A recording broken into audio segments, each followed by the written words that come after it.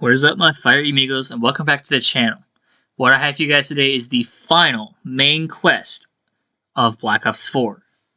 Yes, I know I skipped classified, it's something different, we'll go back to that later.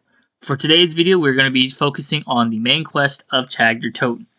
Tag Your Toten is quite the long Easter egg, mostly because of the size of the map and the fluidity of the map. But I'm going to try to make this as easy to understand as I possibly can. So, for the very last time, do you need the Helion Salvo? In this case, yes, this is the only other map I would highly recommend having the Helion Salvo. It's just like Voyage. With Voyage, it's better for the boss because the boss damage output is insane. It actually has a lot of utility usage in this Easter egg. That's why I'm saying it's important. But, if you don't want to run that, I'm going to tell you a different strategy. We'll get to that later. Let's go ahead and start off with the setup of the Easter egg. The perks I'm running are going to be Time Slip, so we can hit the box for the Helion Salvo. PhD, obviously. Winner's Wail is something I would recommend. And Stamina Up in the Modifier is the big one. There aren't too many perks to run for this map. Other perks you could run for this: Victorious Tortoise, Dying Wish, and Quick Revive. Bandolier Bandit. Now let's go on to the elixirs. Again, there's not a whole lot to run. The things I'm running in my game are Burnt Out, Arsenal Accelerator, Anywhere But Here, and Temporal Gift. You could switch out Burnt Out for equipment, or Nowhere But There in the classics, nothing else. I would not recommend Anti-Entrapment. There's a very specific reason for that. Now let's go on to the commons. Nothing. On the blues, we have Talking About Regen, Fire Sales for obvious reasons, Blood Debt, Insta-Kills. For the purples, definitely max ammos, for sure. Dividend Yield works because of early round point game. And then Full Power Keg, that works. And for the epics, for sure, Shopping Free. And another one that's good would be Refreshment. Let's go ahead and talk about the talismans. Nothing.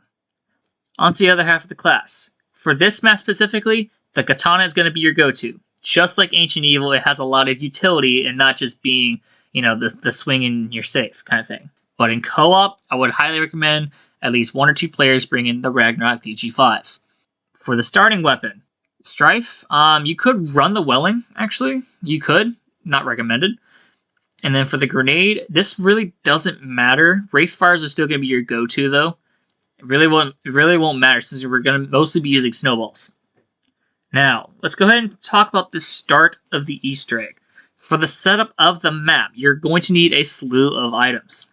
You need the zipline handle, 1 to 2 dynamite bombs, Pack-a-Punch, 1 flinger if you're going to use the second strategy I will talk about, the Samantha boxes, and the Wonder Waff. You need all of those. Let's go ahead and start off with the Wonder Waff. For the Wonder Waff, the first thing you're going to need is a key.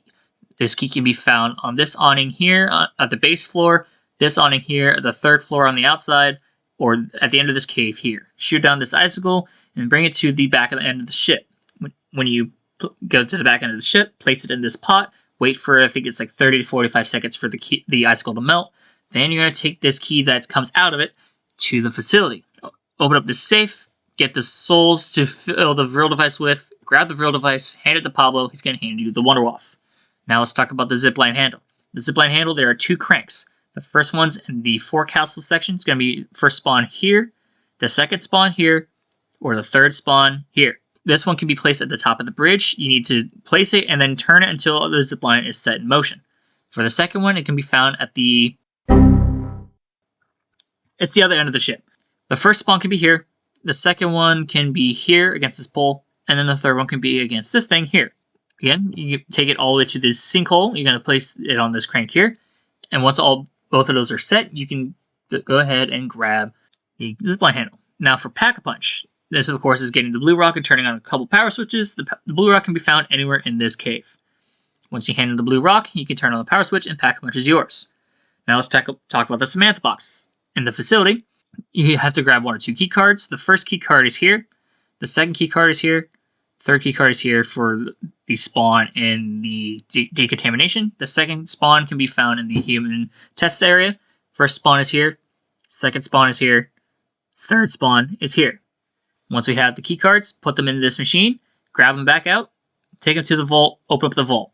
And once the lockdown is done, you can have the Samantha boxes. Now for the dynamite bombs. A fire zombie is going to start spawning in the game at the start of round 3, throughout the rest of the match. Hitting the zombie in the head with a snowball is the best way to kill him. When you kill him off with a snowball, you'll drop a piece of dynamite. You need to grab 3 parts. Once you have all 3 parts, this can be built in the area next to the cafeteria. Remember, you need 1 to 2, so hold on to this one for now until we absolutely need it. Once that happens, if you need 2, go ahead and get a second one. Now, before we go into the rest of the Easter egg, I'm going to talk about that second solution if you don't want to grab the Helion Salvo. For this, you're going to need the flinger at the ship. Now that we have that, we're going to go to the top of the facility at the human test area. This is going to be the Tundra Gun quest.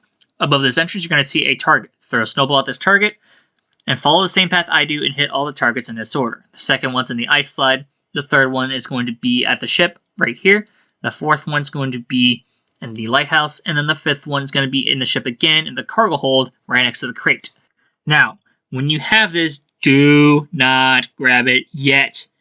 It will replace the Wonderwaff if you have it already. This is going to be for later after we're done using the Wonderwaff. Let's go ahead and start off with the first step of the Easter egg once we have everything we need. For the first step of the Easter egg, we need to do 2 challenge totems. The 2 I recommend would be the one in the frozen crevice and the one at the back of the ship. I'm not going to go through what the challenges are. If you want to know what those are, view my Wonder Weapons guide in the link in the description. But with these challenge totems, the rewards are where it matters the most. For the one at the frozen crevice, you get extra snowballs. That's really important for this Easter egg. And then for the one at the back of the boat, you get a free fire sale. So if you want to do the free fire sale to get the Helion Salvo, I would pop a temporal for it, find a box, and get the Helion Salvo. I got mine pretty early because I decided to move the box instead, but that's perfectly okay. Either solution works. Once we have 2 challenge totems done, the Hermit was going to give us a set of 4 dials. These 4 dials can be put into this area here with the Cola perk. The goal is to turn them until you hit a number that you need. Now, these numbers all have their own separate locations around the ship. We're going to go ahead and start with the yellow number. The yellow number can be found close to around the Captain's Bridge. The first one's on this building to the right of the soda perk. The next one can be to the right of the flinger. And then the last one can be right here to the left of the flinger to the golden pack punch. We're going to go to the pink number now. For the pink number, the first one can be found within the Captain's Bridge. The second one can be found in the area where you found the boat crank, right here on this wall. And then the third one's going to be underneath this table here.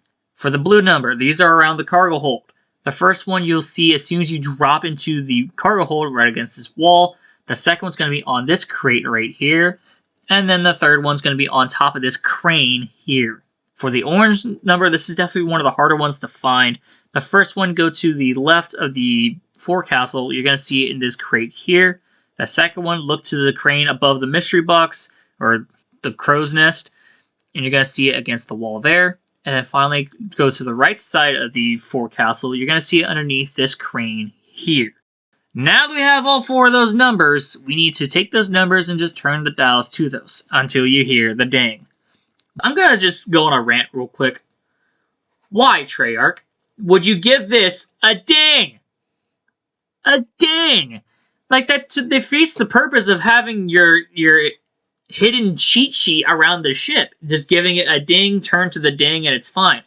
Just, no. Like, that makes no sense to me. You're going to tell me is that if you're going to have a puzzle aspect of, like, putting numbers around a ship to match to the dials for this Easter egg step, only to be nullified by a little ding? Why? Why? I just don't understand. When you hear the ding, the Apothecarian blood is going to start speaking to you. Now, for this Easter egg step, the Apothecarian blood is going to ramble on for quite some time. Your goal is to go to a specific place and find an offering that they need. There are going to be 3 total offerings. 1 will spawn in at a time. I'm going to go through all 20 locations for these going by area just like it did for the mannequins. We're going to start in spawn. And spawn, this one's called Lion's Birth. It's right underneath the zip line that goes from the facility to the spawn. Right here. The next one is going to be where feet slip, and that is the ice slide. It's going to be somewhere around the ice slide here. The next one is going to be in this little cove between the area in front of the lighthouse and the lagoon. It's going to be where lungs close. The next one is going to be in the lighthouse. It's going to be where the title of Where One Mysteries. It's going to be right here. The next one goes to the top of the lighthouse, and this one is called Where Helix's Peak. This is going to be on top of all the pea jars. The next one's going to be Where Thirst Dawns, or Where Dawn Thirsts. It's something like that. It's going to be to the left of the soda perk on this ledge. For the next one, we're going to go to Where Bread Breaks. It's going to be right on top of this counter here. For the next one, it's going to be Where North is Found. Go up to the captain's bridge, and it's going to be right on top of this compass. For the next one, we're going to go to Hidden Burns. Take the hidden path, and it's going to be right on top of this piece of metal here. Next one is going to be Where Falls Freeze. And this one's actually in the cargo hold. It's where you fall off the zipline into the cargo hold. It's going to be right here. It's going to be a piece of meat floating in the water. For the next one, we're going to go to Preservation Freezes. It's going to be this life preserver, and it's going to be right in the middle of it. For the next one, we're going to go to Crow's Roost.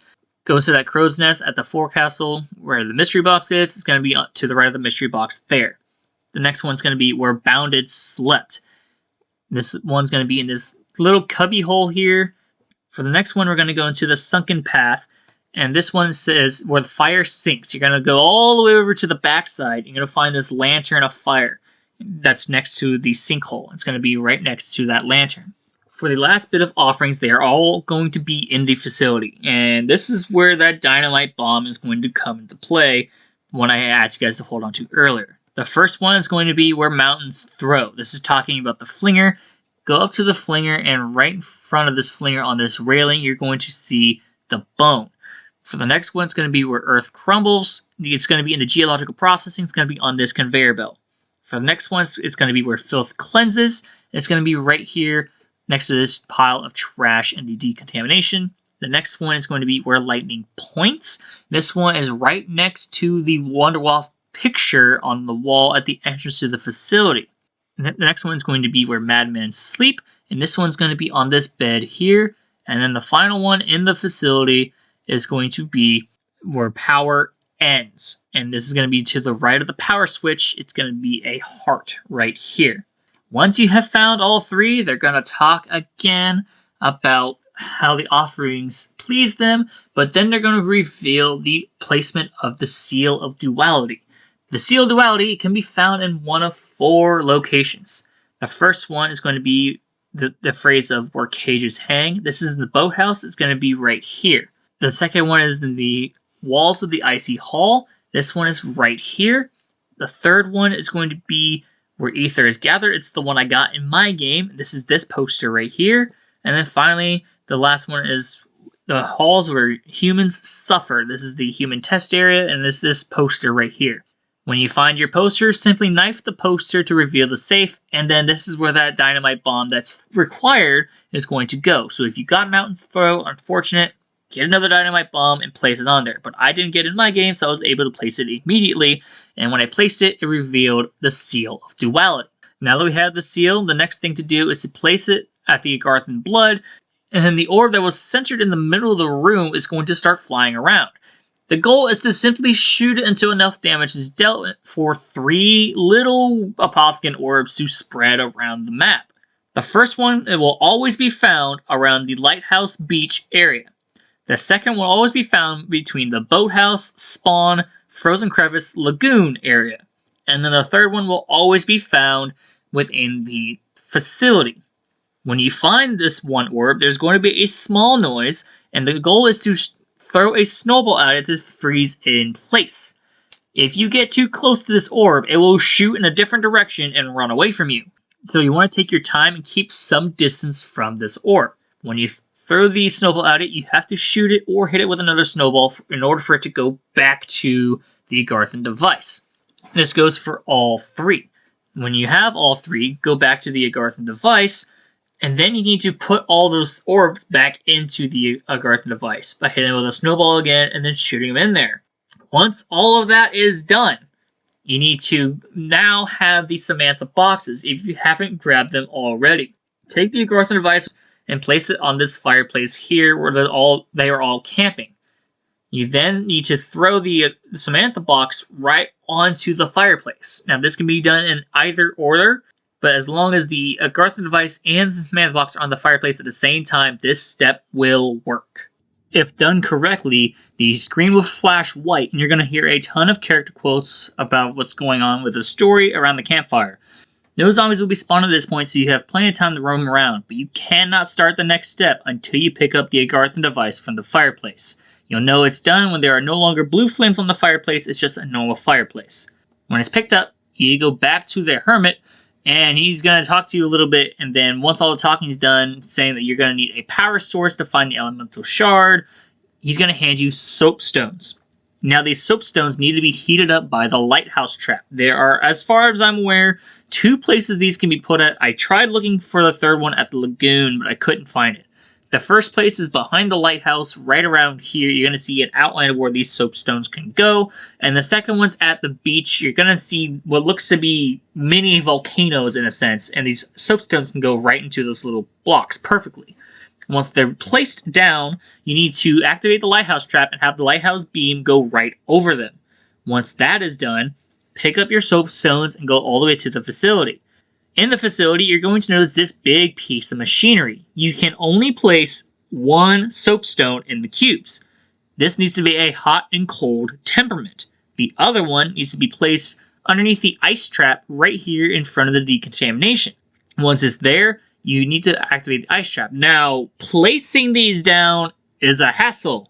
Picking them up also, after the ice trap is done, is a hassle. You gotta be patient with it.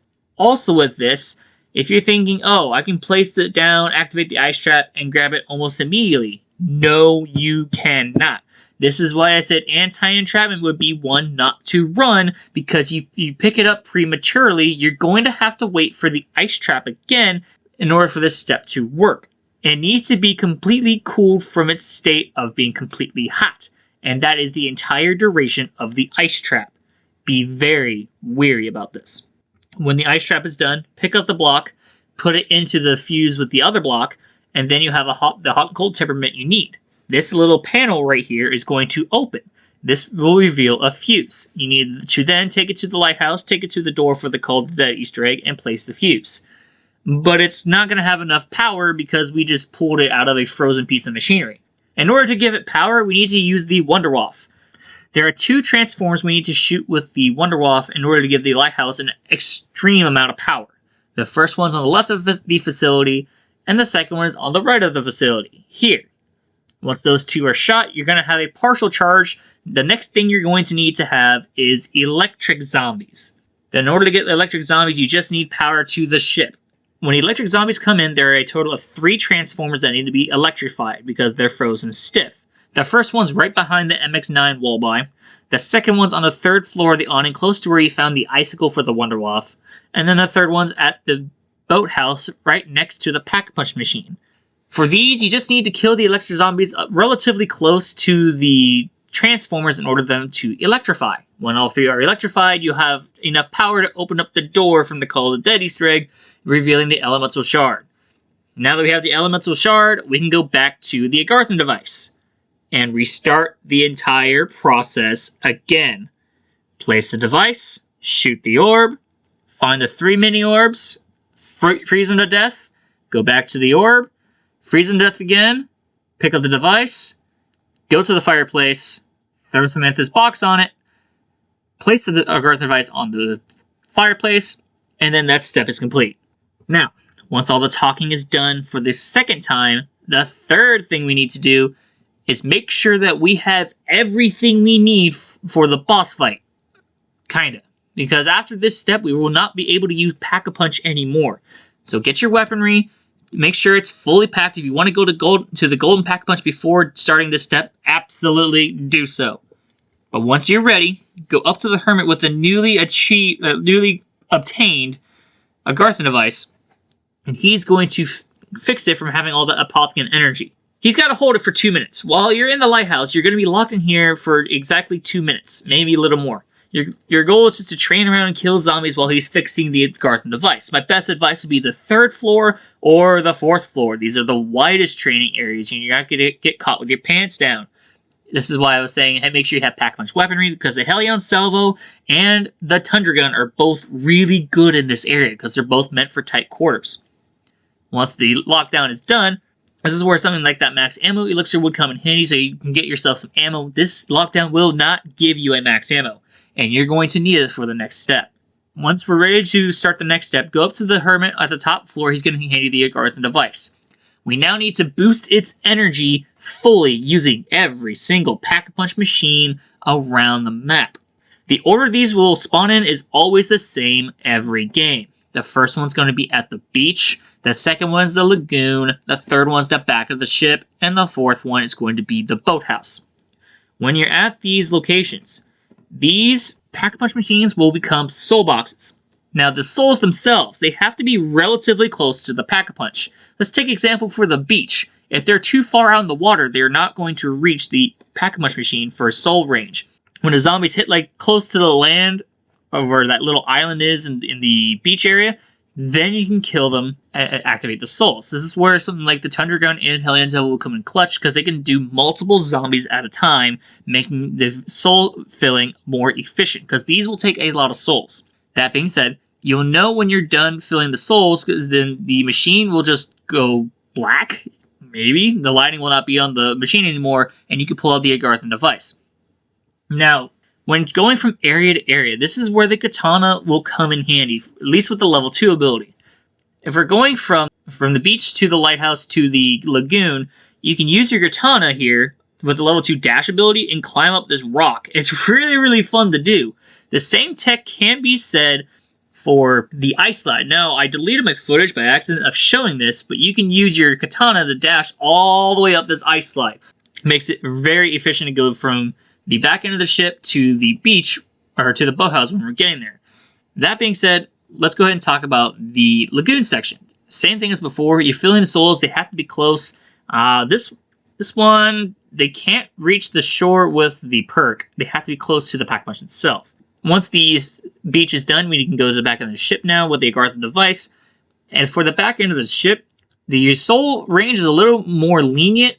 I know it counts anything in the ship with the artifact storage. And for the sunken path, I think it can't be sucked in past the water, but anything close to the Pack-a-Punch machine in the water is fine. And for the boathouse, they just can't be on the slope that goes up to the lighthouse. They have to be close to where the Pack-a-Punch machine is. Now, when all 4 Pack-a-Punch machines are done, we are not going to Golden Pack just yet. For the very last time, we gotta take the Garthen device back to the orb and shoot the orb one more time. This will take the most amount of shots just because it's a scaled shooting, if you will. Once the screen flashes white, the orbs won't fly to their designated areas. They'll just stay within the artifact storage. If you have the Tundra Gun, shoot the top floor, like above where the metal is hanging. That way you can hit all 3 snowballs and then shoot it again to get them all to sink in. If not, use snowballs again just per normal. And once you have that done, take the device back to the fireplace, throw some Anthobox on it, and you can get the final set of quotes. When the final set of quotes are done, go to Golden Pack-a-Punch and do the same thing as before. Put it into the machine, fill up the machine with souls, and once the souls are done, the Garthen device will fly out of the Pack-a-Punch, and then all of a sudden your screen is going to flash white and then turn red. This segment is all about patience, okay? At this point in time, if you have your level 3 ability, you want to use it as much as you can, but only for the level 3 ability. Don't try to use it to kill zombies, because if you try to kill zombies with it over and over again, it's not going to charge as fast as you want it to. So what's going to happen, the Garthen device is going to make 4 designated stops. The pathing it takes is the same every game. So just follow it to the T wherever it goes. If you go outside the circle, you will take damage. The first stop is right here in the center of the cargo hold. The second one's going to be right in front of the lighthouse lighthouse entrance right here in front of the escargot. The third one's going to be around the staircase of the lighthouse, and then the final one's going to be in the facility. Each time it stops, you need to get souls into the Agarthan device to fill it some more. For the cargo hold, I would recommend being on the bottom floor of the cargo hold stairs because the Agarthan device is going to go through the back end of the ship. If you're worried about the door that goes from the sunken path to the lagoon, don't worry, it'll be blown up by the time this starts. For the area in front of the lighthouse, it'll stop, like I said, right above the escargot, or close to that, and when you have all the souls, you can move on. And then for this area right here, around where you're going into the cave, I would recommend popping your level 3 ability to hide from zombies, because that trek to go all the way around the cave is quite long. The movement of the Agarthan device is very slow. Again, this is one where you want to take your time. Move with the device. Don't try to move ahead of it. When it stops at the third floor, these spawns are everywhere in the lighthouse. I would just recommend standing in this corner that I'm standing at and shoot the floor with the Hellion or the Tundra gun. And then we need to climb to the top of the lighthouse. Now, again, you want to stay with the device. At some point, you will have to cross a zip line ahead of the device. If you go immediately, I would recommend popping either Blood Debt or talking about regeneration while you're waiting on the circle. When you're not waiting on the circle and you want to do it smart, wait for it to cross the zipline. When it gets about 1/4 of the way across the zipline, cross the zipline yourself, and then it'll meet you at the lighthouse momentarily. Once it's there, wait for the orb to start moving again, and then you can go forward. Be on guard. Zombies will spawn the moment you get to this lighthouse, or to the facility. Now all you have to do is follow it all the way into the power room, and when it stops in the power room, you have to be ready to strike. Zombies are going to come from every corner. The orb is going to start shrinking. If you have the Hellion Salvo, I would just kill all the way around the room, and when it starts getting closer and closer to the middle, start shooting the floor. I unfortunately went down. That's okay. And in this game, I have the Tundra gun. You do the same thing. I would hold off on using your specialist weapon until the very end when it starts to shrink. Because you could use the tech where you jump and use the level 2 ability. Any zombies that are getting close will automatically be dead to that slash attack even though you're not moving. But also, if you have the Ragnarok DG5, when it starts to shrink like that, put them down in the center, and then you can kill all the zombies that come near it. Once the screen flashes white from being done with whatever, you need to stay in there. Yes, we are done with the boss fight, but we're not done yet.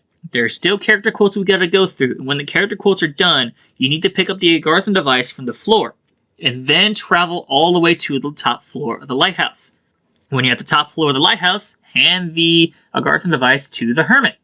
And when you hand it to the Hermit, let the character quotes happen, and then go to the sun deck of the ship by zipline. If you overlap character quotes, you get softlocked. Because that's kind of what happened to me. I don't know what happened here. It could just kind of softlock me. Anyway, if it doesn't softlock, you're going to get this set of animations here. The portal will open, and then the Hermit's going to rise into the portal to go to, I think it's Origins. That's where he's going. And then when he leaves, he's going to drop the Agarthan device for you. The Agarthan device is going to fly all the way over to the forecastle. Walk all the way over to the forecastle and hold X on the Agarthan device. You're finished with the Easter egg, but we're not done yet. Once the end cutscene is done playing, the last thing we need to do is hold forward and walk with the end of the Ether storyline to end the Ether storyline. And I'm going to end it there. Thank you once again, my Fire Amigos, for watching all the way. I'll catch you guys in the next one. And peace out.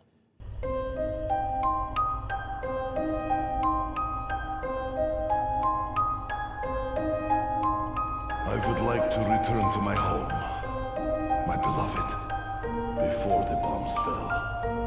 If only to die by her side.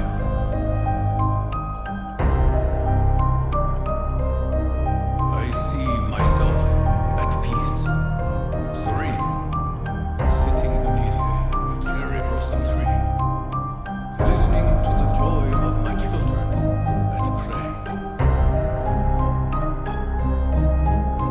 I think I'd like to teach